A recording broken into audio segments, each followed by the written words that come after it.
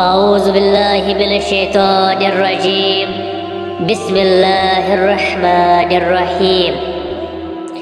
آج میرا موضوع ہے موت کیا ہے اور جب روح نکلتی ہے تو کیا ہوتا ہے۔ جب روح نکلتی ہے تو انسان کا منہ کھل جاتا ہے، ہونٹ کسی بھی قیمت پر آپس میں چپکے ہوئے رہ نہیں سکتے۔ روح پیر کو کھینچتے ہوئے اوپر کی طرف آتی ہے، جب پھیپھڑوں اور دل تک روح کھینچ لی جاتی ہے اور انسان کی سانس ایک ہی طرف یعنی باہر ہی چلنے لگتی ہے۔ یہ وہ وقت ہوتا ہے جب چند لمحوں میں انسان شیطان اور فرشتوں کو دنیا میں اپنے سامنے دیکھتا ہے۔ ایک طرف ابلیس اس کے کان میں کچھ مشورے دیتا ہے تو دوسری طرف اس کی زبان اس کے عمل کے مطابق کچھ الفاظ ادا کرنا چاہتی ہے۔ اگر انسان نیک ہو تو اس کا دماغ اس کی زبان کو کلمہ شہادت کی ہدایت دیتا ہے۔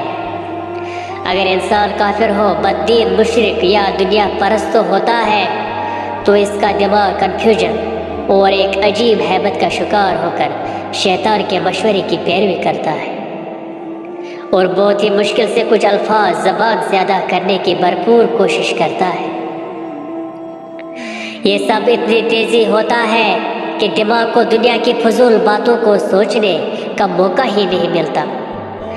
انسان کی روح نکلتے ہوئے ایک زبردست تکلیف ذہن محسوس کرتا ہے لیکن تڑپ نہیں پاتا، کیونکہ دماغ کو چھوڑ کر باقی جسم کی روح اس کے حلق میں اکٹھی ہو جاتی ہے اور جسم ایک گوشت کے بے جان لوتھڑے کی طرح پڑا ہوا ہوتا ہے جس میں کوئی حرکت کی گنجائش نہیں رہتی۔ آخر میں دماغ کی روح بھی کھینچ لی جاتی ہے۔ آنکھیں روح کو لے جاتے ہوئے دیکھتی ہے، اس لیے کہ آنکھوں کی پتلیاں اوپر چڑھ جاتی ہیں۔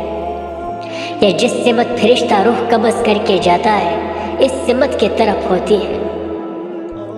اس کے بعد انسان کی زندگی کا سفر شروع ہوتا ہے جس میں روح تکلیفوں کے تہہ خانوں سے لے کر آرام کے محلات کی آہٹ محسوس کرنے لگتی ہے۔